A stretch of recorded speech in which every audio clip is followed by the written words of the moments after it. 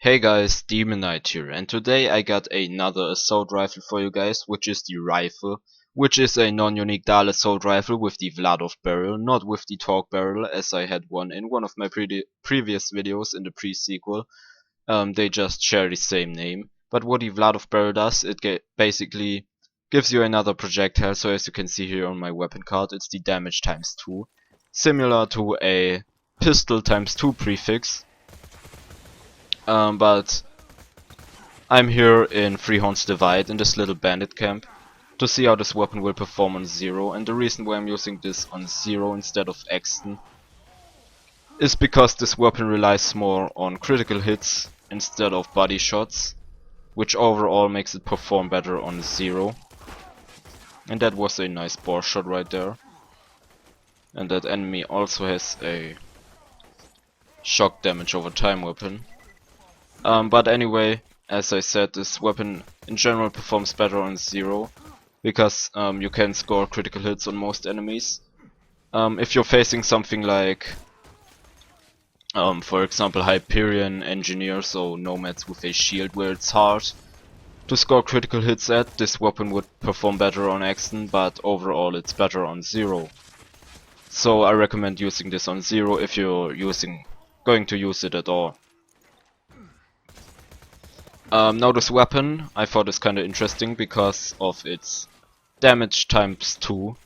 And that also gives it one shot one kill potential, surprisingly. So I went with Zer0 skills, ambush and one shot one kill for this weapon to just max out that potential. Obviously it's not as great as a shotgun or a sniper rifle, but it's still kinda cool for a Dahl assault rifle to have this potential. And in general this weapon, I don't really consider it a good weapon. Because it just doesn't perform very well in most situations.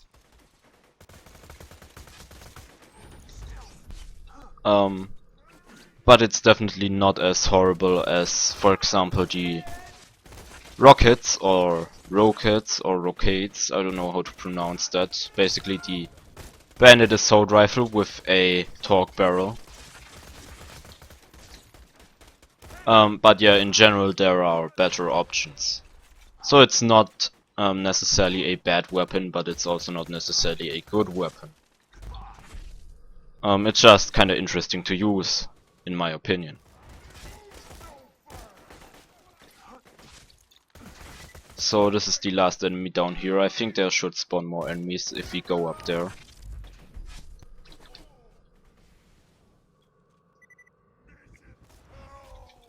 Alright, so let's go up here. Yep, there spawn more enemies here. So we will be dealing with them too.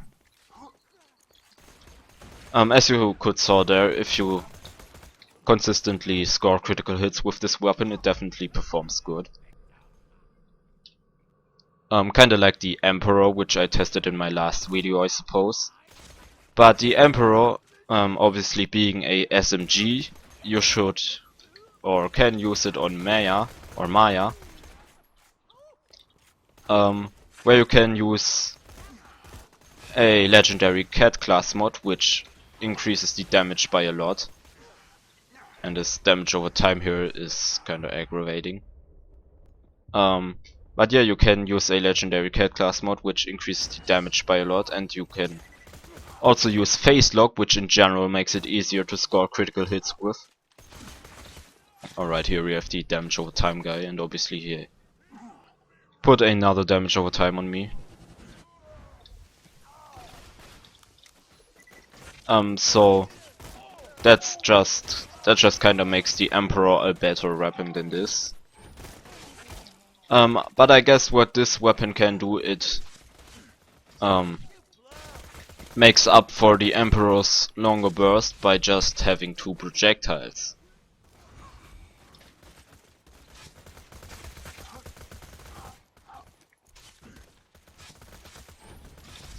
Okay, I think there will spawn a few more enemies here. Maybe those are the last ones, I'm not sure. Nope, there keeps spawning more, so we'll deal with them here.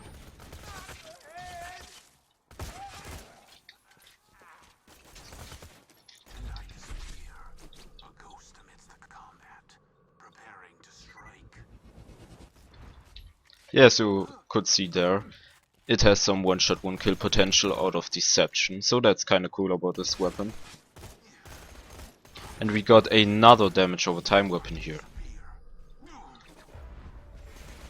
And of course it put me into a fight for your life, but we should be able to get up again. There we go. And this is the last enemy right here, so we'll finish him off. Alright, there we go. So that was the rifle on Killer Zer0 here. And as I said, I don't think it's a bad weapon, but I also don't really think it's a good weapon.